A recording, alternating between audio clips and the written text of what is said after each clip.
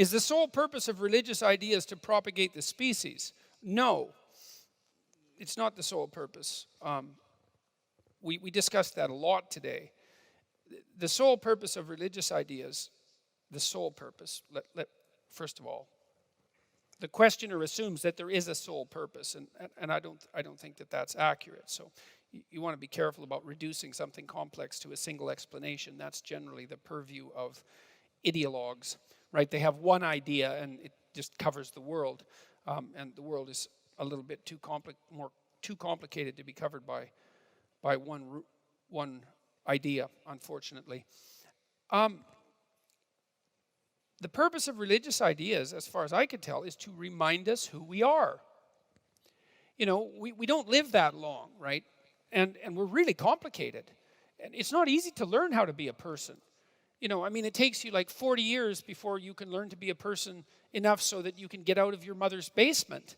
So it's hard. That's half your life before. Well, maybe not 40, but certainly sometimes. It takes a long time to learn how to be a human being. And we're very, very complicated. We're way more complicated than we can understand.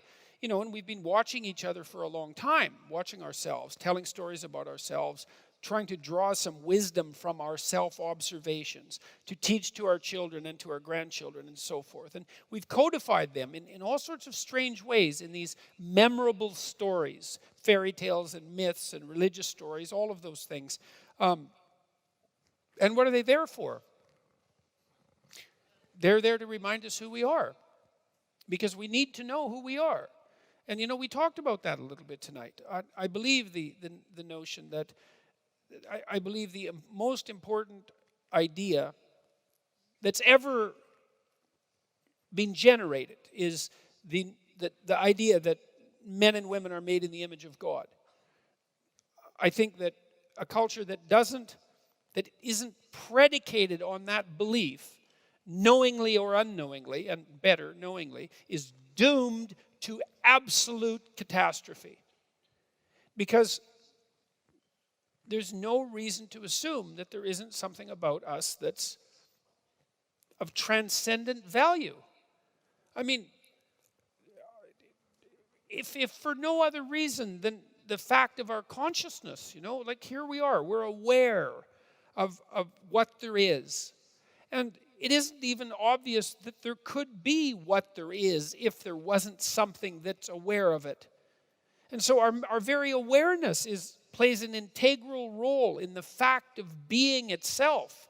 You know, and metaphysics aside, it's hard to see that anything could be more vital than that, more important than that. And then it isn't only that we apprehend reality, you know, and therefore give it shape merely by our perceptions. It's also clearly the case that we partake in its shaping. And we call ourselves on that. You know that you feel guilty and ashamed when you're not doing what you could be doing, when you're not living up to your potential, when you're not making the most of what's offered to you. You understand at a very deep level that you're breaking. There's no other way of saying it. You're breaking a divine commandment.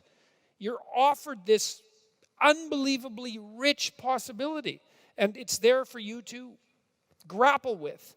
And you say, well, I don't believe in such things, that in the divinity of humanity, or in divinity itself, or in the divine for that matter. But you can't fool yourself with that kind of argumentation. It doesn't stop you from feeling guilty and ashamed and worthless and disappointed and frustrated and angry and vengeful at the fact that you're wasting your life and you're noticing it, and that you're making yourself much less than you could be, and that you're making things around you worse for everyone else. And like, perhaps there's a psychopath or two in the audience who just doesn't give a damn, and who is focused only on instantaneous gratification for their most primordial impulses this moment.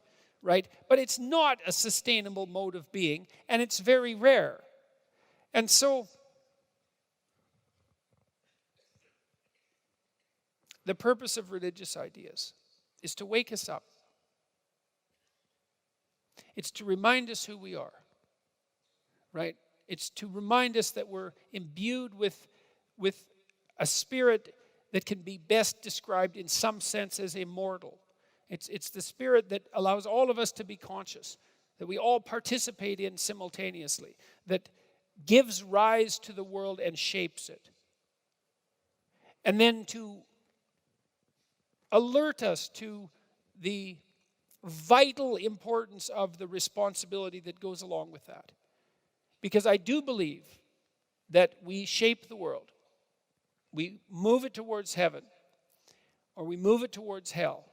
And we do that with every conscious decision we make. And it moves in the direction that we determine.